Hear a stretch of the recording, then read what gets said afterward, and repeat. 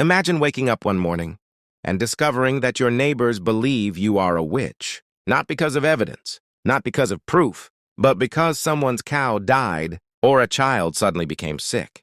Within days, the rumors spread through the village, and before you know it, you are dragged into a courtroom, accused of working with the devil. Between the 1400s and the early 1700s, this nightmare became reality for tens of thousands of people across Europe. This terrifying chapter of history is known as the European witch hunts, and historians believe that nearly 60,000 people were executed during this period, most of them women. The beginning of the fear, 040-30. During the late Middle Ages, Europe was a place filled with uncertainty and fear. People faced deadly plagues, harsh winters, crop failures, and constant wars. Life was unpredictable. When disasters happened, people desperately searched for someone to blame. Many believed that supernatural forces were responsible. Religious leaders and local authorities began warning communities about the dangers of witchcraft. According to their beliefs, witches were people who had made a pact with the devil and used dark magic to harm others. These fears slowly spread across Europe. Soon, entire communities began to suspect that witches were secretly living among them. Where the witch hunts happened, 234. The witch hunts were not limited to one country.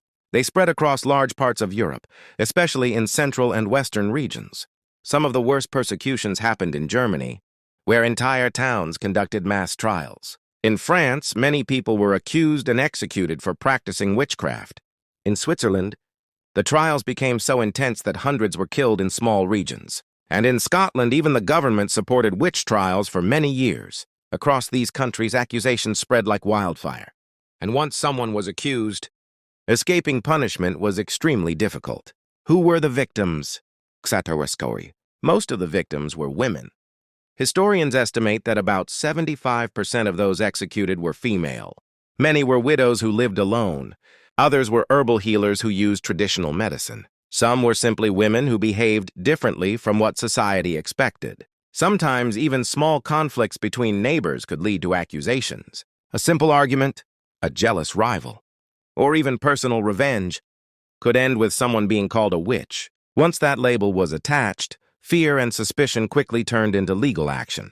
The trials and torture, 6-830.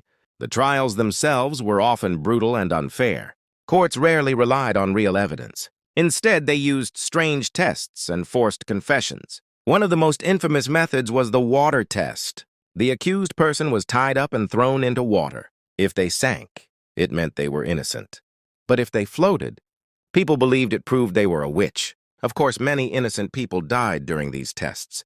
Torture was also commonly used to force confessions. Under extreme pain, many victims admitted to crimes they never committed. Some were even forced to accuse other people in the village.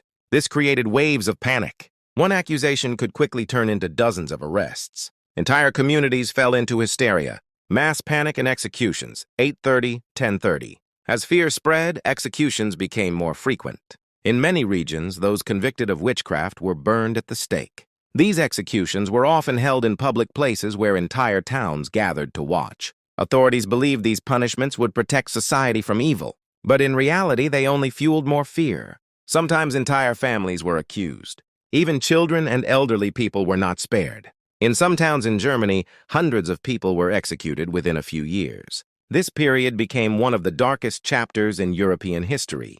The turning point, 1030-1145. By the late 1600s, something began to change. Scholars, philosophers, and judges started questioning the logic behind the witch trials. The Age of Enlightenment was spreading across Europe. People began valuing science, reason, and evidence. Many thinkers argued that accusations of witchcraft were based on fear rather than facts. Gradually, governments started reforming their legal systems. Torture was restricted. Courts demanded real evidence. And slowly, the witch trials began to disappear.